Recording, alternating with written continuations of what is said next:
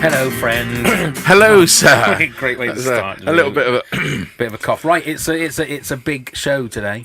Oh, big. It's a big show today Oh, really? because it's the last show before the European Cup final. Oh, yes. On Well, we Sunday. might not be You're talking to way each other. Too late, That's young all man. right. That's fine. God damn it! Getting too excited. Yeah. Well, we might not be talking to each other next week. We might not be.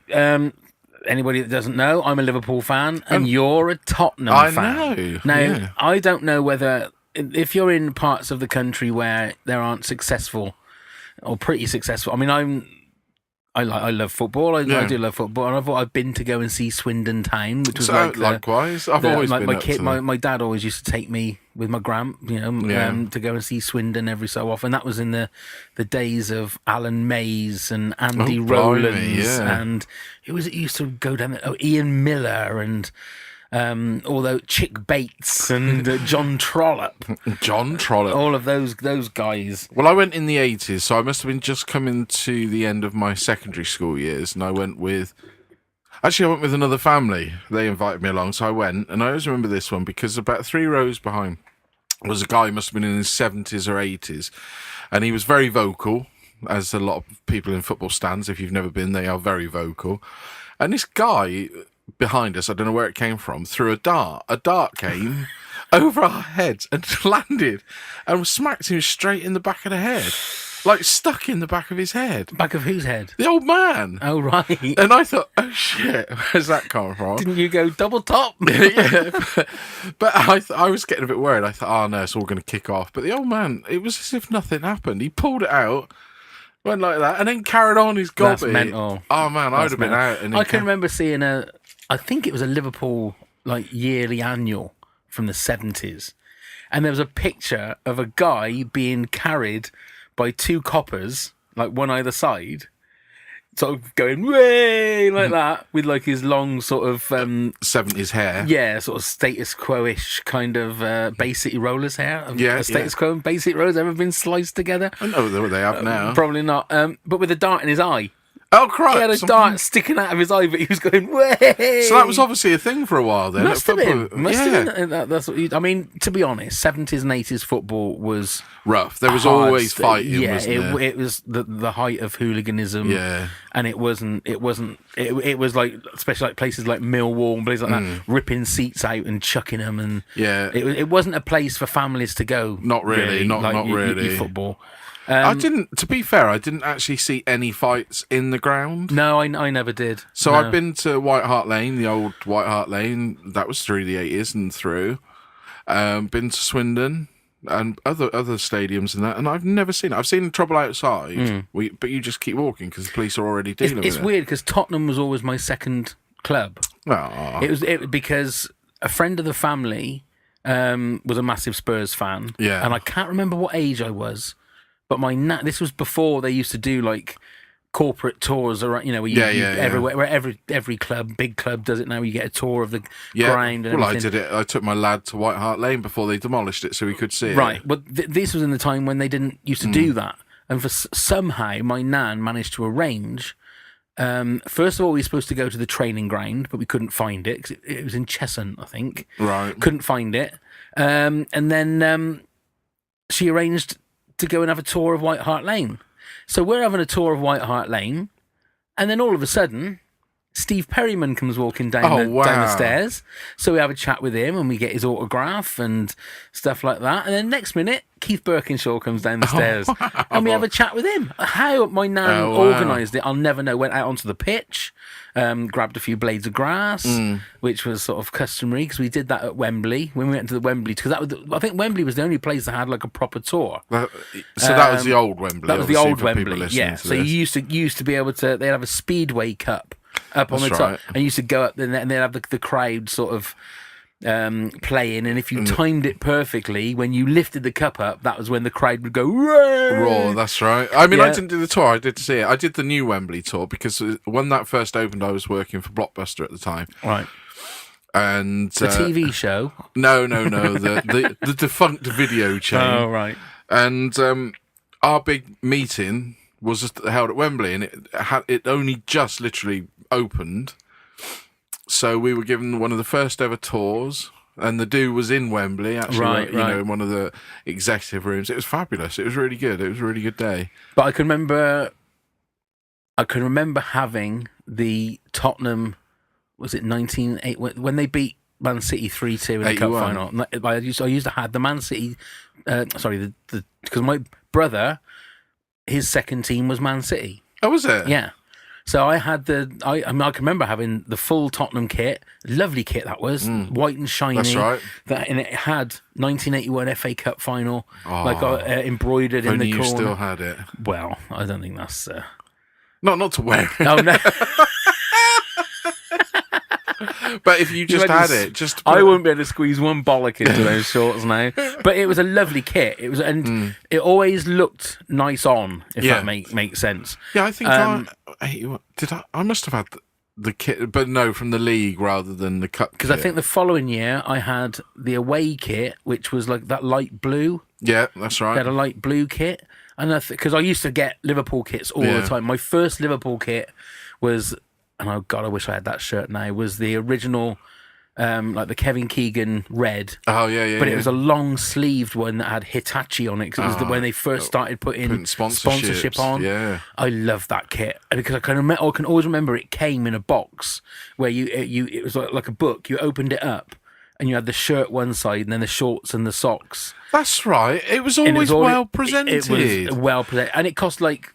I think that Tottenham kit was a limited edition kit, and it cost them like £12.90.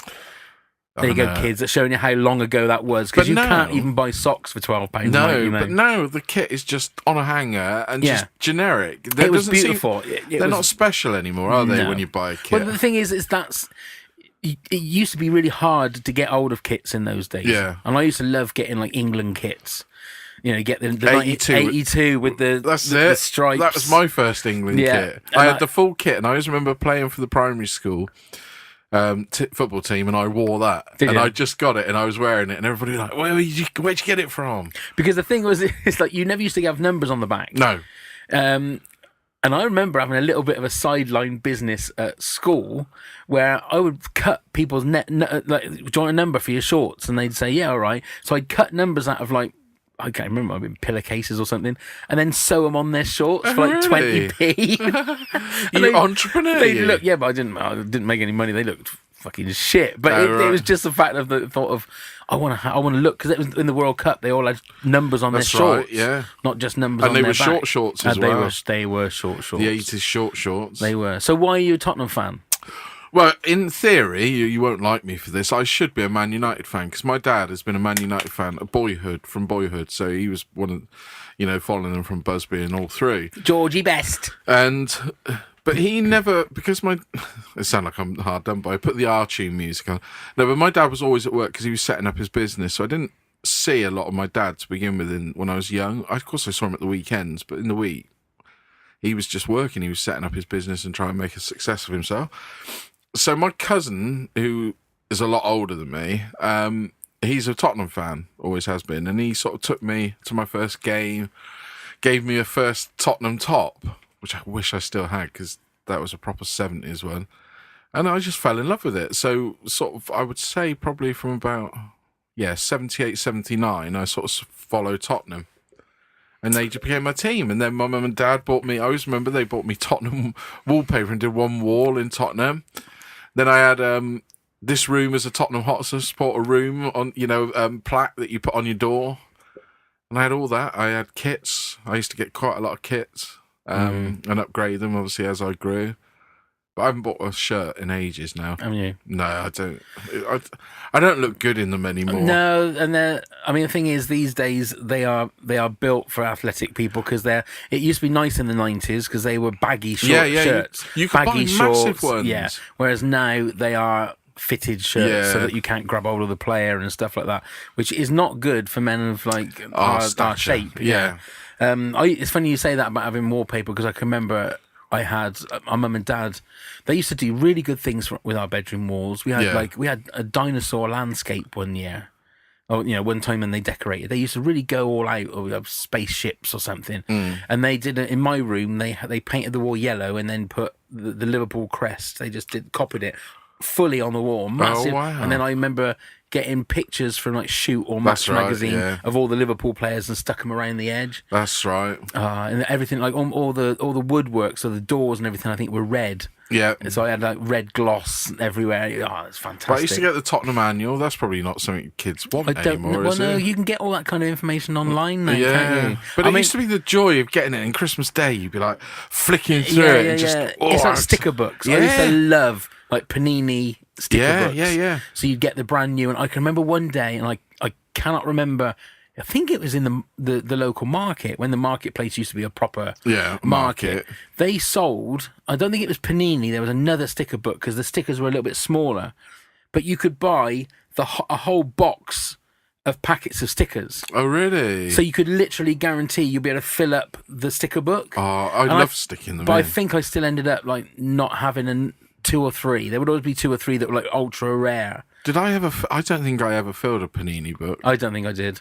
Because you could write away, couldn't you? That's right, with the and numbers. buy them. And... I mean, now I assume there are still sticker books. Yeah, aren't there? of course. Yeah, when the I World assume Cup now comes you just go online and can just change order them or exchange them with other people or whatever. Well, apparently there's an app that you can do it where you're exchanging. Bloody apps! They got to make everything so easy, haven't they? Look at my apps. Look at my apps. But yeah, so it's going to be a big game on. It's been a Well, it's the Champions League final, isn't it? Yeah, So it's been a really, really good season for us. Yeah. It's been a mixed season for you, I would say. I think I was trying to be positive, but I think we got found out with not much depth in our squad, to be honest. Yeah. Because we went the summer without buying anyone, which I tried to be positive about, but I was a bit worried. But I think it found us out. I really do. Yeah. Because we had an awful injury season, so...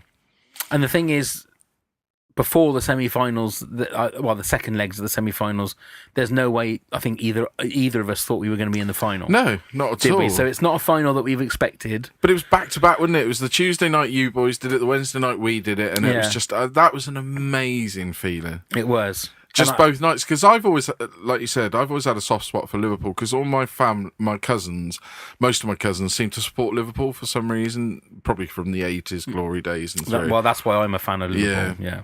And they seem to all support Liverpool, and then obviously your brother did, you do, and loads of people I know. So I've always had a sneaky peek and always been, come on, boys, you can do it. I just don't like the way that we're being touted as favourites. I just don't, because we're always better when we're the underdogs. Obviously the underdogs in the second leg of the thing. We've been underdogs all season in regards to the league. Obviously that didn't pan out. Still an impressive. Oh, I mean, you, with the way we played this season and lost one league game and still didn't win the league, it's just that thing. I mean, a duck is going to be broken no matter what on Saturday, isn't it? Because Pochettino hasn't won a trophy yet. No. And Klopp hasn't won a trophy for Liverpool yet, so something there is going to give. What do you think? Where do you stand on Harry Kane coming back? Do you think he should play? I don't know. I'm in two minds. You can't not play Lucas Moura, can you? You really can't. It's going to be one or the other, though. The boy you've got to start him. If you do that, then that means what? You're not going to put Son. Not going to play Son. Well, I was thinking you could play the two up front and one behind. You could do a three with our squad, right? Because Harry Kane's quite good at a holding position. What, and still have like Dele Alli and Ericsson. You probably could. That's a very attacking team against a team like Liverpool. Yeah, but we've got a strong defence. But then I don't know how it'll work out. You got to be careful, haven't you? You're going to piss somebody off. I'd be tempted to put Kane on the bench, to be honest. Personally, I would like to see Kane play, because whenever he's come back from injury, he's never been like 100%. He needs 4 or 5 games to get himself going. And the way that Moura and Son can play together, I think would hurt us more. But then I say that, and then bloody Harry Kane will score a hat-trick. That's the thing with him. He's just a natural goal scorer, isn't he, Harry Kane? He's he not is. A natural interviewee, but he's a natural goal scorer. God, if you hear him go like that, but tell me a footballer that is quite articulate. Not really very many. They're either they can speak well, but they're really boring, or they can't speak very well. Yeah, but they're not. Well, they were getting more and more. They have to be. It just always remembered when Harry came on at the Brits to present an award. Did he? Yeah, not this year, but last year, and I was just like, oh, no. No. But the thing I like about players like Harry Kane, Gareth Bale's another one, and people like that, they're great footballers and everything like that, but you don't read a lot of stuff about them in the press. They sort of they're quite clean, aren't they? And it's quite nice because... But yeah, I think it's players that you see in the press are looking for that, I think. Do you think? Well, if you look at the majority of football players that are great football players are hardly ever in the press. And it seems to me like they're people that are going to just look, they're looking for it. They're looking for the fame, you mean? Yeah, or they're looking for a bit of notoriety or whatever. I mean, it is a completely different game now to what it was 80s, probably even the 90s. Well, yeah, it's a lot faster, isn't it? If you watched when the Premier League first started, what was that, 92? Yeah. Yeah, it was, wasn't it? Right, yeah. And how slow the game is in comparison. But even the fact that now, I mean, you read about people like, and this is going back ages, kids, you say Mick Shannon and all those, and they're talking about what they used to have for they'd have a steak for pre-match meal, right. and then they'd go out and have like 5 or 6 pints, and you can't do that these days because everybody's got a camera phone and everybody can see who's out there. And also, but the game is a lot more, I would say you have to be a lot fitter now, don't you, than back then. Absolutely. You know, you don't really get a player like Jan Molby who would just sit at the back. But a perfect passer. He'd see a bloke right at the other end of the pitch and poof, he didn't run, he just kicked the ball to him. He didn't need to run. No. He was one of those guys that you could put a 50p piece on the floor and he would pass straight to it. Yeah. Because John Barnes was the same. They used to be able to thread the ball through an eye of a needle. Yeah. But it's like when they sort of say who is the greatest footballer of all time. I don't think it's fair to be able to compare someone like, say, Messi or Ronaldo to Pele. No. Because it's a completely different game. But it makes you wonder, people like Pele and Maradona and that, if they were playing now, their skill set that it was then, what would it be like? Maradona, I think, would be able to play in any era. Yeah. I just think he may be a bit of a dick as a person. Yeah, and obviously we think of him as the hand of God, and he was an amazing footballer. As a footballer, you watch him in slow motion, same as like Zidane, you watch them in slow motion, they make the game look so easy. That's right. And it's sort of like, I've always looked at Ronaldo and Messi. They're two different types of players. Ronaldo seems to be very flashy and step over and step over. You watch Messi, and it just looks like he's running towards people. That's right. Yet nobody seems to be able to get close to him. He's not doing anything. Mesmerising He's not doing anything fancy. It's just these little movements that makes a defender go the wrong way, and then he just turn. It is mesmerising. It really is. It's like the ball's stuck to his feet. I love it. I just love watching Messi. Yeah, he's another one. But yeah, I always remember Gary Lineker in an interview. It was asked, who is the greatest footballer you ever saw actually play? And he did say Maradona. He said, because when we were training at the World Cup, we were out on the pitch for the warm-up, and so was he. He wasn't running around. He just was. Have you heard this story? I've seen it. You've seen it, where he kicks the ball as high as he can. It comes straight back down, and poof, it goes again.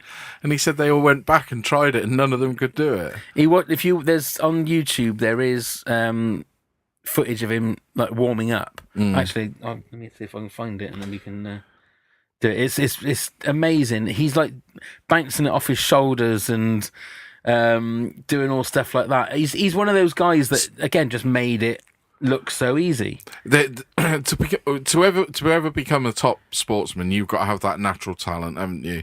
You can train and train. It's like snooker players that you could sit and do your 7-8 hours a day training, but if you haven't just got that natural ability to see the ball or do things like that, that's when... Right, here we go.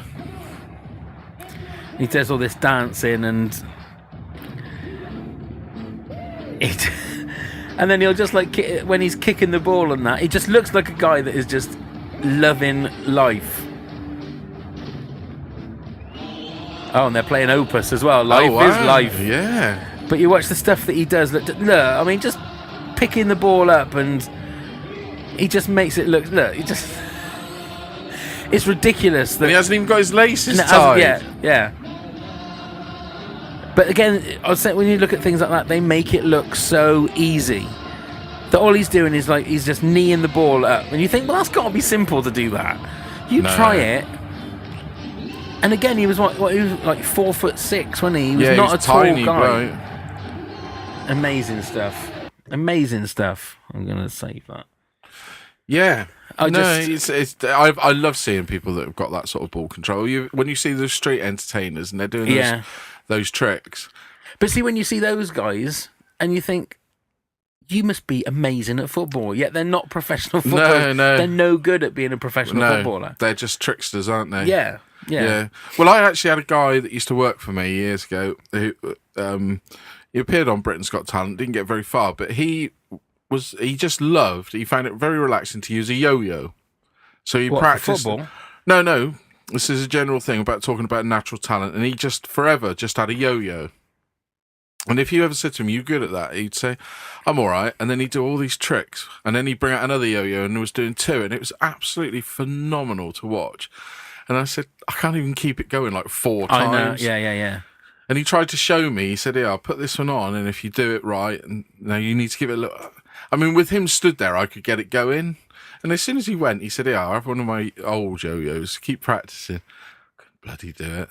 It's like anything, though. It's that 10,000 hours of practice to become an expert, and it's like juggling. Yeah, juggling. I can do juggling, but it's not. I can do it enough to not last probably 15, 20 seconds. Well, you gave me some juggling balls. I have been practicing. I still can't do it. It's that coordination. The only reason I learned was there was a kiddie that used to be the Saturday guy at Rackham's in town. Oh, and he was good at it. And we were just quiet one Saturday afternoon, and he said, "Oh, do you want me to teach you how to juggle?" So we got some socks and rolled the socks up, and he taught me how to do it. And I thought, oh my God, it's so easy. Once you learn the pattern of it, it's easy. Because he said, if you can do 2, you can do 3. If you can do 3, you can do 4, you can do 5. You just got to do it faster. It was so funny one day because he said to me, he said, "Have you ever seen anybody hyperventilate?" I went, "No." And I didn't think anything of it. And we were like carrying on working. Next minute, I look at him and he's going, like, this isn't going to work on radio, obviously. But his eyes started fluttering. And his bottom lip sort of just came out, and he just went boom and just fell back. Oh, really? And he hyperventilated just to show me what it was like. I sort of sat him up. That's a talent. And he just sort of went, "There you go." That's like you do it. It's a talent at the end of the day. I think he just held his breath for a really long time. I don't know exactly how he did it. I didn't really want to know how he did it, to be perfectly honest. I've got a talent. I'm really good at building Lego. So what? So if somebody gives me Lego, I've always been really good at building it. But building what? So you mean like getting a pack of Lego and which is making obviously easy, but I'm quite good at doing it very quick. Oh right, okay. I've always been really good. So if someone gave you like the Millennium Falcon, you mean you'd be able to do it? Yeah. Or are you talking about just someone giving you some random Lego and you just make something? Well, I can do the packs, and also with the random Lego. So when I've been babysitting, not years ago, but when I've done babysitting and they've had Lego, they've always been like, "Build me this, build me that," and I've always been able to do it really well. Okay. So I built like a massive house for somebody to put their Action Man in. Oh right. They had that much thing, and he was like, "It's amazing." But the packs of Lego I can do really quick. So, friend of, well, you would know them, they've had the Millennium Falcon, and they're gonna dismantle it and let me build it again because I've said I really want to do it. But I don't want to buy it. I must admit, I find Star Wars Lego quite frustrating. Do you? I do, because like even the tiny little figures, there's so many bits. Yeah. I don't think I'd have the patience for. No, I'm pretty good at that, but I have to be left alone and just get on with it, and I really enjoy that. So I sort of find it a therapy because the other thing I really enjoy doing on my own though is a jigsaw puzzle. Right, okay. If I want to just relax and not do anything, I won't put the telly on. I've been known to do a jigsaw. You're one step away from Werther's Originals and some slippers. Oh, don't call them Werther's. Don't. I'm not having a Werther's Original. I can't get pedo pellets out of my head. So when everybody says have a Werther's Original, I'm like, pedo pellets. That's not it. Was it? It might have been Frankie Boyle or some comedian, but I just always stuck. I've never heard that before. Have you not? No. Right. So you're not a Lego. You're genuinely not a Lego man. If someone buys it for me, I'll quite happily do it and stuff. I will. That's fine. Yeah. But if it was a choice between a Lego Millennium Falcon or a Millennium Falcon that is like a toy that's already made, you'd want the made one. That you can put figures in. I would get the made one. When I was a kid, that's how it would have been. But now I enjoy. Because I'm just worried. Like I got a BB-8. Which took me like 2 days to do. Right. It's beautiful. It's great. Like the little arm comes out and the light flicks up and everything. I just worried that like if someone got hold of it and dropped it, I'd never be able to put it back together again. Right. So Whereas that wouldn't bother me. Yeah, as long as I've got the wasted. instruction booklet, so I've got a guide. Yeah, well, I always chuck all that stuff away Do once you? I've done it. Yeah. Oh, no, I always keep the booklet. Yeah, no. And I mean, the thing is, like, I'm sure that the Death Star looks amazing when it's done, and Yeah. but I just couldn't. But just going back to the football quickly, what's your prediction? Well, obviously, Score. I'm going to go... I reckon it's going to go extra time. Right. I've got this feeling we're going to go into extra time. But I think we are going to win 2-1. Okay. I've got to be positive. Of course you haven't I? have. I can't not be. Of course you have.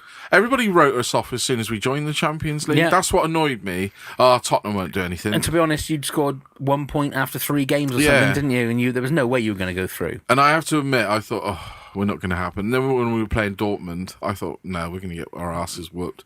And then we beat them, so I was a bit more positive, and then worked our way through. And I thought, Yeah, well, fair play. You know, they put their heads down and just worked hard on it. they have.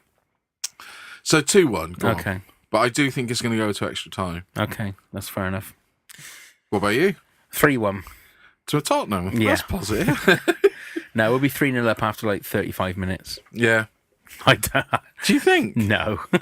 Because I both think teams... it's going to be like a 1-0. It'll be a 1-0 because we beat you both times in the league this season, but it was 2-1 both times. That's right. I think the first at your place we were a bit more convincing. Yeah.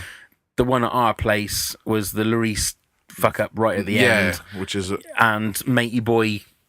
That was when Van Dijk was against 2 players, wasn't it? Was that that game? It was, wasn't it? It was, yeah. And I can't remember who it was that you had that skied it over and everything. Then was lauding Van Dijk as being like the greatest defender ever, which he is. He is a great defender. Who knew? Obviously, Klopp. Obviously, Klopp. But I've been pessimistic all season, so I'm not going to start being optimistic now. I'll just be pessimistic, and I would love it if we're like 2 or 3-0 up at half time, but then that's still no guarantee. No. Because AC Milan were that against us 2005 and we still come back and won. Yeah. It's going to be that thing that even if you're 2-0 up, you know, I was watching the, what's it called? The Premier League playoff when and Villa were 2-0 up and cruising with like 15 minutes to go. Then Derby score. Then it's squeaky bum time because you could see the Aston Villa players were really like, oh my God, we're going to lose it, we're going to lose it. And that's when it's dangerous, isn't it? Well, because the opposition had just got nothing to lose, so they're just going to go for it. Yeah. My only thing is that... Which was a bit heartbreaking for Sunderland. Yeah. Because that was the last minute goal. That was, yeah. But it's 2 English teams, so there shouldn't be so much play acting and diving. No, you'd hope not. You would hope not. But it's a massive thing that's up for grabs. Well, they're both gonna just go for it, aren't they? Hopefully, it's a really entertaining game, and hopefully the managers haven't turned around and gone very defensive. Yeah, and we're just watching a really tip-tappy, boring game. And the other thing is that obviously I've invited you up to come and watch it with us, and that's always dangerous because there's a lot of the times when I watch Liverpool, I get very animated. I get very, you know. My brother's just as bad. He's thrown chocolate cakes across the room and that before. Yeah, it's that thing of like there's times when I want to just watch it on my own because if I am blind and if I get really angry, it doesn't matter. Well, let me know in plenty of time if you decide that you want to sit and watch it. But it was like last year's Champions League final when Karius made those fuck ups. I was ready to throw my iPad just away because I was so angry, you know, and then it ruins your day, it ruins your night, it ruins your weekend. It does. But who knows? Look, it's. But May the best team win. I guarantee I know what is going to happen. Right? If you win, okay, I'm going to be really fucked off, and you'll come over to me and you go, "Never mind, it's okay, it's okay." If I win, I'm going to be going to you, going in your face, you fucker, and you'll just be there going. Well played. Played. I'm a terrible loser. You know I'm a terrible loser. Yeah, it doesn't affect me. I apologise now if we lose on what I say, and I apologise now if we win for what I'll say. But I guarantee that there'll be food that you can have. Off the wall if you lose. Yeah, if you want some cake, lick it off the wall, you Champions League winner.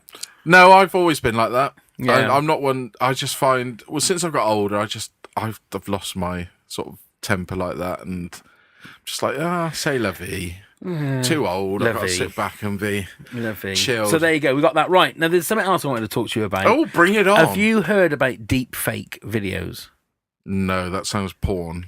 Well, they do use it for porn. These are these videos and stuff where they are putting celebrities' faces onto other things, and it's getting so good now that they have started doing it with porn. Okay, films. yeah, I have seen. So they will have some like Natalie Dormer from Game of Thrones, and they've put her face onto a porn star, and it's getting so that now they could take your face and put it on some other person and have them saying something terribly racist, and you'd be the one that would get in trouble for it. Right. I saw this thing, right? It's Bill Hader doing an impersonation of Arnold Schwarzenegger. It is freaky as anything. So hang on. I need to. I enjoy these sort of things. I need to warm That's it worrying that people can do things like that, though, isn't it? But I don't know what it doesn't seem to be wanting to play. Oh, so they put his face. Oh, I see the picture there. Oh, we're having technical problems. I don't know what's going on with that. I don't know why. Well, maybe while that's loading, or the internet comes back. What about? We had a question, didn't we? Oh, we did. Yes, from Amanda. Amanda Facer. Lovely Amanda Facer said, "What's your best job you ever had, and what's your worst job you ever had?" Well, best job. Is any job a best job? They all have their pluses, and they also have a very lot of minuses. Probably working with some of the options. Back when it was choices, before we were taken over by Blockbuster Video, was probably the one I enjoyed the most because I got a lot of opportunities to do things and see things. Got invited to events. I was on the purchasing team, so I was seeing films. I was in my element. I was seeing films before, sort of in that period after the cinema, before they were released on home entertainment. So I was able to take them home. People were always asking me, let me borrow it. And I'm like, no, because I'm on the purchase. So it was always good fun like that. And I'd never watched so many films in a week as I had then because I had to, because part of my job. And it was, I was in my element then. But I did work. Downside, I worked fucking long hours. Yeah. I was doing 12-hour shifts a day and yeah. See, for me, it's never been about what the job is. It's been about the people that you're working with. Like, there were certain jobs when I worked for Honda that were fucking awful jobs. Working online at Honda, working on the line is one of the hardest fucking things to do. But if you're working with a good bunch, it made it better. Especially if we got loads of overtime that you didn't really want to do, and you're doing a late shift and you're finishing at 10 to midnight, and then you got to do 2 hours overtime. And that's right. It's a ball ache. Just like other parts of it. The job isn't particularly fantastic, but again, whoever you're working with. I've never really had a job that has been, I love it. The job I'm doing now, where I'm just sanding frames, is great because it helps do other things, and the people there are really, really nice, and it's great with the fact that it's actually the management there seem to care about the people that work there, that's a nice thing. Which is really nice, which I've never really had before. Yeah, I mean, is there ever anything such as a perfect job? I don't think there is. No, I think it's like if you're doing a dream job. I mean, I don't know about you, but I think for me it would be like working in radio, or working in entertainment would be great. But it's still going to have its downsides, isn't it? It's like as we were recording this last night, we went to BBC Radio Gloucestershire for a launch party for something that's going to be coming soon, which we will obviously roll out and announce and sort out sort of officially pretty soon. But I was thinking about the guys that work there. I mean, to me, they're sort of living the dream because they're working in entertainment and they're doing all these interesting things. And like Maddie, hello Maddie, was saying that like every day is different and it must be loads of fun. And you're always going to meet different people. Yeah, but it's also probably tiring. They do long hours, and they probably then think, "This isn't what I thought." No, and show the pay business was going probably to be isn't like. as great relevant to the hours. It's not. So I'm sure every job. Anybody that have you seen that Game of Thrones documentary yet? No, I've got it on my thing to watch. I'll tell you what. It made me more sad that the last series, story-wise, didn't live up to what it should have done. because it's 2 hours and 15 minutes long, the documentary. You see the work that these people put in, especially when they did like the 55-day night shoot. Yeah.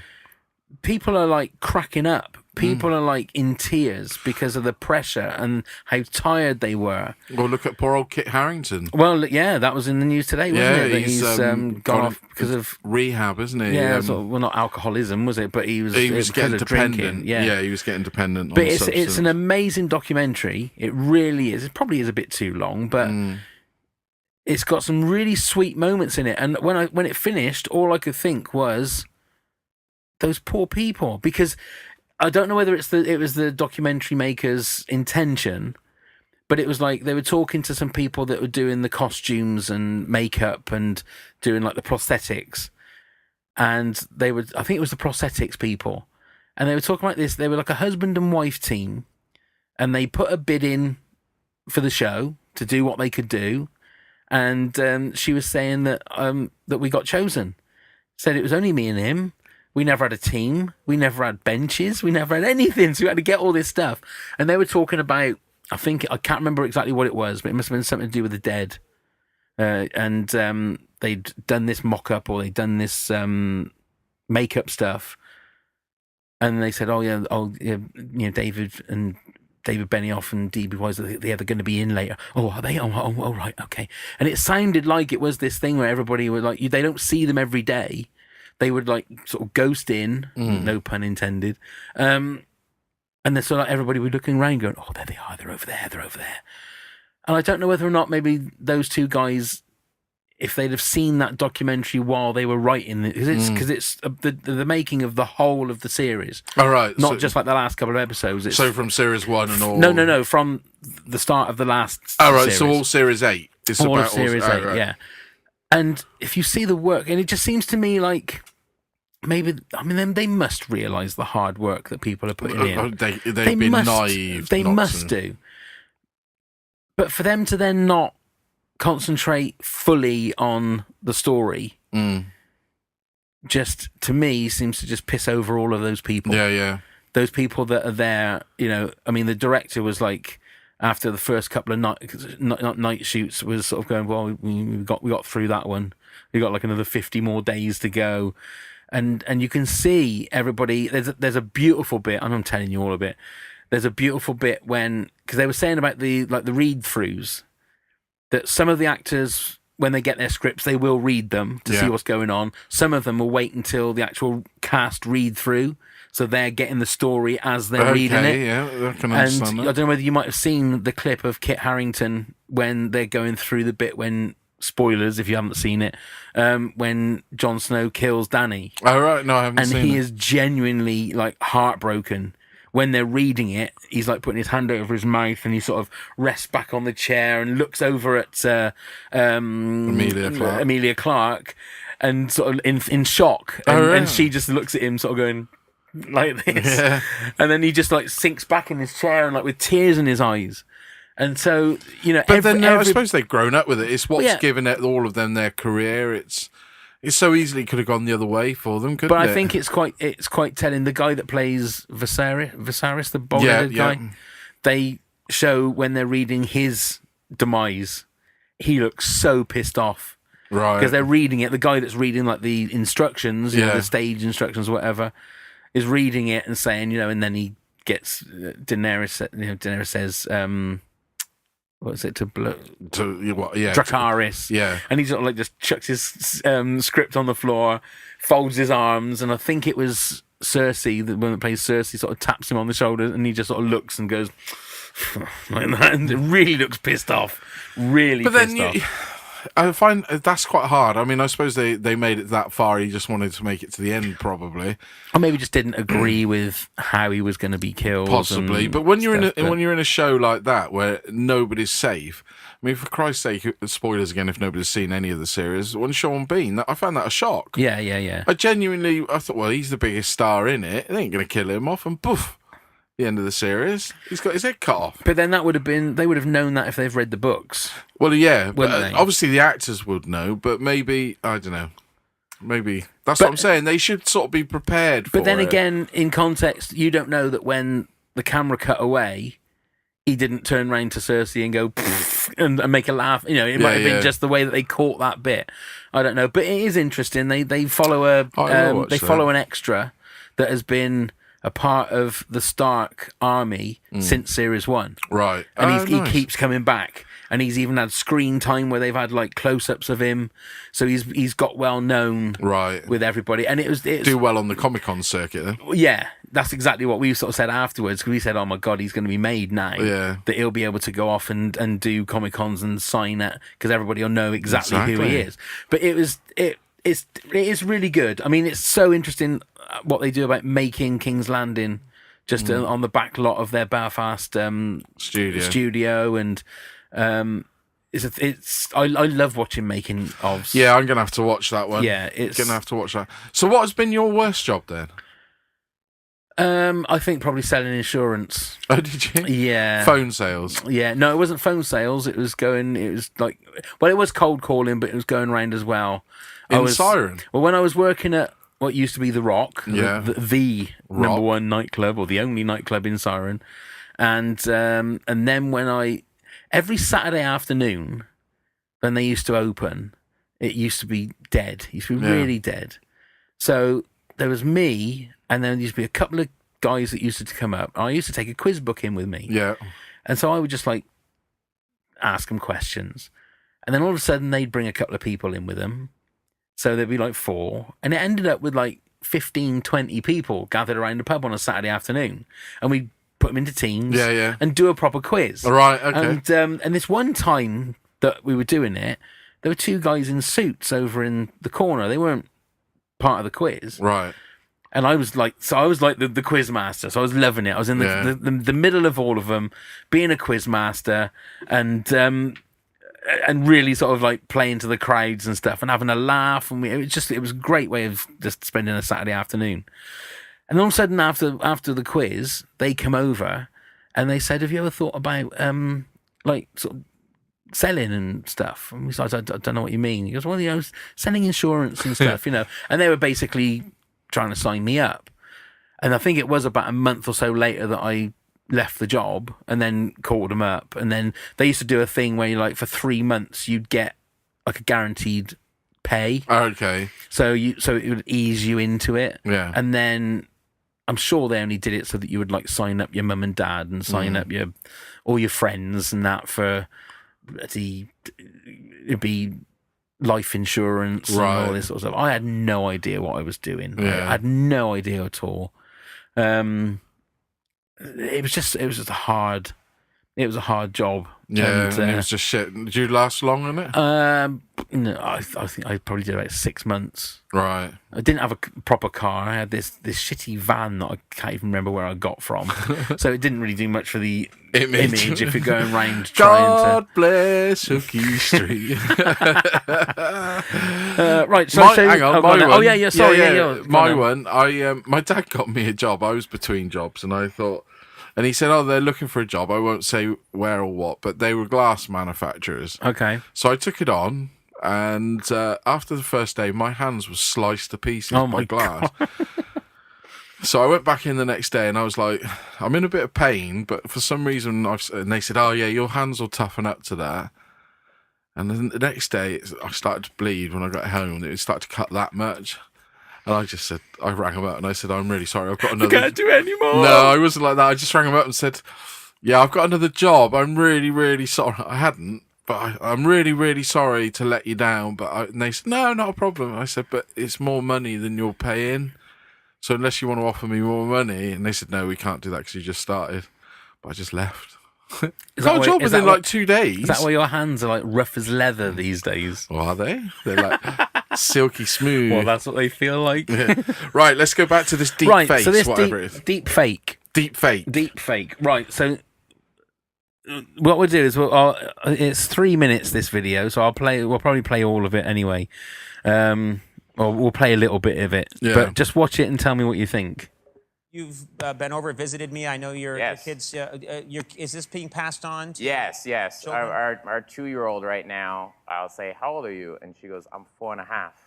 which is her older sister is 4.5. And I go, no, you're not. You're not 4.5. And then she grabs my face and goes, 4.5.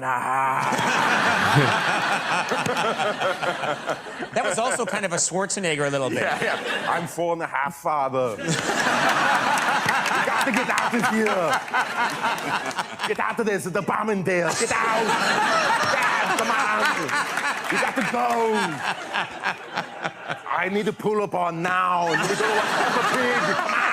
I love Schwarzenegger as a baby. Yeah. This is so much fun. I want to watch Doc McStuffin. And then I need my yogurt. Come on. I threw up. I need Pedialyte. So you can see Schwarzenegger there, yeah? Yeah, he looks a little bit like Tom Hanks. I don't quite know how they've... He's got to have the same head that he has now, but with the little baby's body in a diaper. Yeah. But a cigar. Yeah, but a cigar going, get in here, come on. Change this. That's too freaky, isn't it? I don't know how they do that. I mean, obviously, people too on... freaky. You'll have to go on our YouTube channel or just go, it's Bill Hader impersonates Arnold Schwarzenegger deep fake on YouTube. And there's all sorts of these. So you see, I mean, I've heard of porn sort of things. There's one, if you put deep fake in YouTube, there's one where there's a guy showing you loads of different types. Right. And there's one where, I can't remember what it was, some interview that Amy Adams was doing, and all of a sudden she started singing a song. And then they changed it to Nick Cage's face singing the song, but with Amy Adams' body. Oh my god! And that is really freaky. And there was another one where Jordan Peele did an impersonation of Barack Obama, and then they deep faked Barack Obama's face to say what, so he was saying what Jordan Peele was saying, and they're saying that it's getting to the point now that whoever's doing these can get anybody to be able to say anything. And you're not going to know if that's the real person. There was another one. Surely there's going to be a way of telling. Surely there will be. Otherwise, because well, not necessarily. But there was some. I think it's some university. I don't know exactly where it was. I'll have to have a look maybe. But some university who were working on AI, so artificial intelligence, had recreated Joe Rogan's voice. Oh, really? And got him saying things. Let's see. I'll see if I can find it. But so everything that you heard him say, it wasn't Joe Rogan saying it.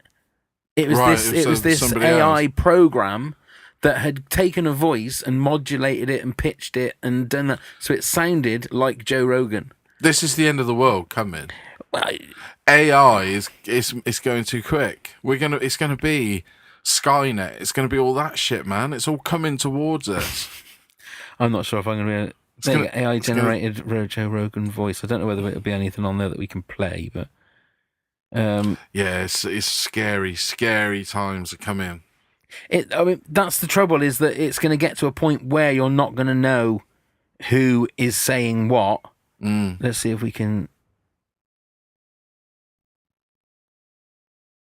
The following audio clips are not real. They were generated by a machine learning model. Right, okay. This is about a chimp hockey Friends, team. I've got something new to tell all of you. I've decided to sponsor a hockey team made up entirely of chimps. I'm tired of people telling me that chimps are not capable of kicking human ass in sports. Chimps are just superior athletes. You'd have no idea, would chimps have you? been working out hard. They're throwing kettlebells, battle ropes, everything. I've got them on a strict diet of bone broth. That could be, yeah. So there you go. So that's Joe Rogan, but that's not Joe Rogan. Well, they say, you see, this is what's scary. There's going to be something will come in to stop it, because you're going to be able to ruin people. Well, that's exactly. That's the point, is that I could, if you had that capability, you could say you're doing an interview with Joe Rogan, and then if he turned around and went, well, that's not me, I said, yeah, but it's your voice, look. Listen to that. That's you. Yeah. You definitely rang me. Prove it that you didn't. Exactly. You did call me that. Yeah. The N-word or stuff, and then that's it, and that ruins someone's career. Yeah, it's gone. It's scary shit, man. There you go. Skynet is coming to kill you. It's coming to kill everyone. Well, talking of that, we had the Terminator trailer drop, didn't we? Exactly. Yeah, I was exactly the same as you, and then I've heard people really buzzing about it. I don't know. Maybe I need to watch it again. I don't know. I watched it I thought, well, maybe just because I hate, as you know me, I hate watching things on the small little screen. I've struggled with it. So I watched it at home on the TV, and I was still like, what am I not seeing? I don't know. I don't know what it is. I don't know. There hasn't been... I think if they were going to do a Terminator franchise, they just need to not start again, but just completely change it. Just come away from Schwarzenegger and do something new. To me, that's what they need to do. I mean, look, we haven't seen the film yet, have we? No, but it's got pedigree behind it, isn't it? Tim Miller, I think he's a good director. Yeah, that's pedigree, chum. Chum. We used to have a teacher at school called Mr. Chum. Guess what his nickname was? Chumley? Chumley Warner. No, Pedigree. That's weird because we had a teacher called Mr. Pedigree. Really? Did you call him Chum? No. How bizarre. He was an odd fellow, Mr. Chum. You believe me again? Oh, did you? Well, I don't know. Could have been. Mr. Pedigree. Yeah. Well, I've heard of more ridiculous names. Like what? Mr. and Mrs. Hosiery. Hosiery. Yeah. And then you've got Deborah Haberdashery. Deborah Haberdashery. Well, I think that's it now, isn't it? Have you got any more that you want to talk about? No, I think that's it. Well, good luck for the weekend. Good luck for the weekend Say for it you, now. sir. Absolutely. Looking forward to it. Come and subscribe to the podcast. Please do. Please do. Let me see if I get this right. pavoneil@hotmail.com. That's if you want to email us. Yeah, all one word. Pavo Or Neil. yeah, we're on all the socials, Pavo at Pavo and Neil. So come and follow us on Twitter and Instagram and on Facebook. And let me start the theme. Let's get the theme going. Yes, thanks very much, Rob Johnson. Thank you, Rob Johnson, and hope you enjoyed last week's episode. We did. We will be having guests again soon, but that'll do for now. So cheers, my pedigree chum. Chummers.